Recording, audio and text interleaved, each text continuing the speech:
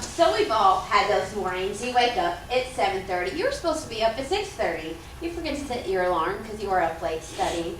And you got a test in the first class of the day and a speech later that day.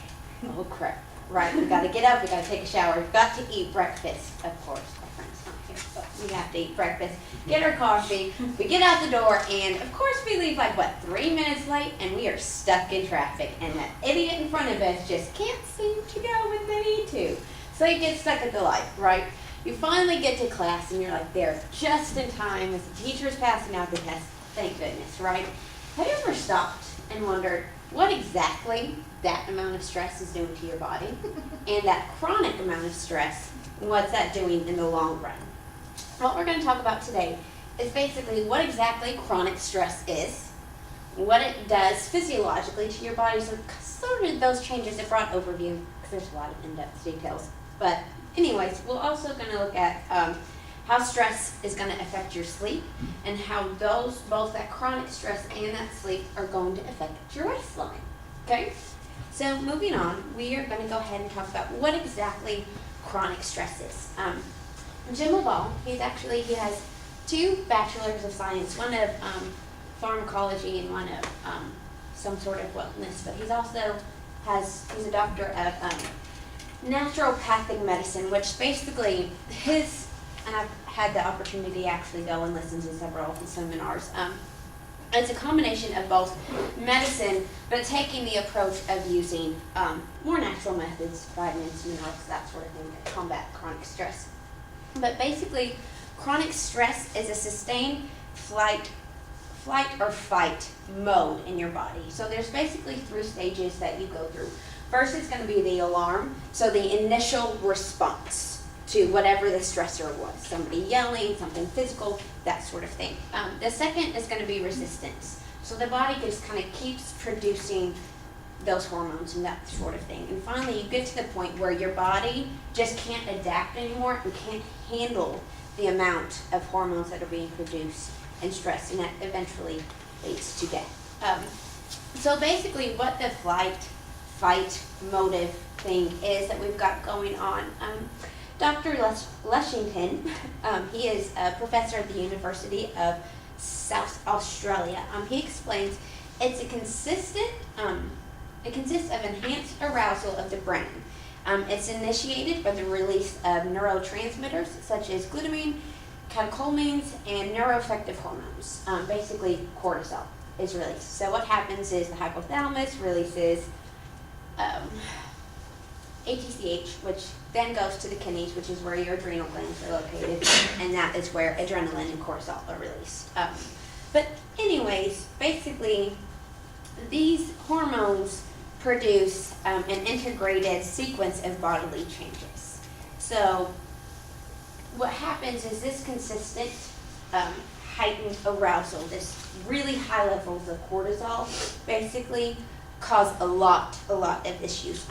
Causes bone loss, it causes muscle loss, it increases fat storage, loss of sleep, premature aging, depression, heart disease, which all of these can eventually lead to your death. So, kind of important to pay attention to. So now that we kind of understand what stress is and what's going on inside your body, I want to take a look at how this is going to affect your actual sleep. And the reason we want to look at sleep is the fact that that's your body's chance to kind of restore and repair itself from what's been going on. Dr. Lushington and Dr. Winwood, his partner at the University of South Australia, actually did a survey of 1,400 nurses at one of the local hospitals there. And basically they were just looking to see how the psychological stress of their work affected their overall health and well-being, mental health, that sort of thing. And what they found was that psychological stress actually makes it much more difficult to initiate sleep and for the body to stay asleep. So you're waking up during the middle of the night, and maybe sleep for 2 hours, wake up, sleep for 2 hours, which isn't going to help the body do what it needs to. So when you sleep, basically what winds up happening is there's a lot of buffering going on. So there's a lot of regulation of hormones, of glucose regulation, and cardiovascular function. So essentially what happens is the cortisol that has been released during the day, those levels stay high at night when they should really drop. And that inhibits, going back to your brain, the hypothalamus from releasing serotonin and melatonin, okay? Melatonin helps with sleep and helps you to stay asleep, and serotonin is one of your happy, feel-good hormones, right? So when those aren't being released during sleep, you're going to wake up a lot. So that's why your sleep gets disrupted. Your hormones are all jacked up, and that is actually what affects your body's ability to metabolize glucose. So now that we've kind of looked on those effects, we're going to see how that lack of sleep and how that chronic stress is going to eventually affect your waistline. There's been so many studies, I read so many studies about how the lack of sleep is actually going to eventually contribute to weight gain. One review article, and this article was specifically about metabolic syndrome and the lack of sleep and how that affects that. That's another topic. Basically, I'm going to read this.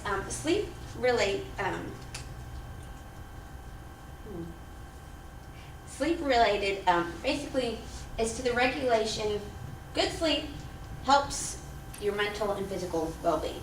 So, hormonal events that happen at night, your body's really dependent upon that. Sleep duration plays a role in the regulation of leptin and ghrelin. And basically what those hormones are used for in your body is feeding, so your metabolism when you're hungry. It's going to depend on your wakefulness and the energy spent. So when there's a lack of sleep, what's going to happen is your appetite is going to go up, but the amount of energy you have is going to go down, which isn't going to so much help with the weight gain aspect there. So eventually what happens with that, obviously you're going to start taking in more calories than you're burning. So in that way it's going to start to affect your weight gain. And another thing that's going to happen is, so what happens when you eat, you bring in glucose into your body, and your body's immediate response is to release insulin to bring that glucose into the cell. Well, this lack of sleep and the stress and all of that basically builds that up to the point where your insulin receptors on the cells no longer work. So it's basically like you've been trying over and over again to open a door with a key and you're just jamming it and now it's all jacked up. Basically what's happened. So now your body can no longer store the glucose as sugar. And what happens in the body is the glucose is actually stored as glycogen in the muscles and in the liver. Well, when it has no option to store it as that, it immediately turns to fat. And that's where you get the buildup of belly fat and just fat storage in general. So those are two ways in which it's going to lead you more towards gaining weight and being unhealthy. And that, of course, leads to other health issues. So now that we've seen what stress does inside of your body and the hormones and what's going on, the changes in your ability to sleep, and how both of these affect your waistline, we're going to go ahead and conclude. Obviously, it is very important for you to understand how this chronic stress is affecting your body and what it's going to do to you. And this can lead, again, to multiple health issues, whether they be mental, physical. It can be anxiety, depression, heart disease, type 2 diabetes, bone density loss, muscle loss, which all of that's just going to continue to compound. And also that hormone imbalance from the stress and lack of sleep, we saw how that's also going to cause you to gain weight. So now that you know all the, issues with being so stressed out and not getting sleep, make sure you take your moment to breathe and relax and give your body time to rest. Okay.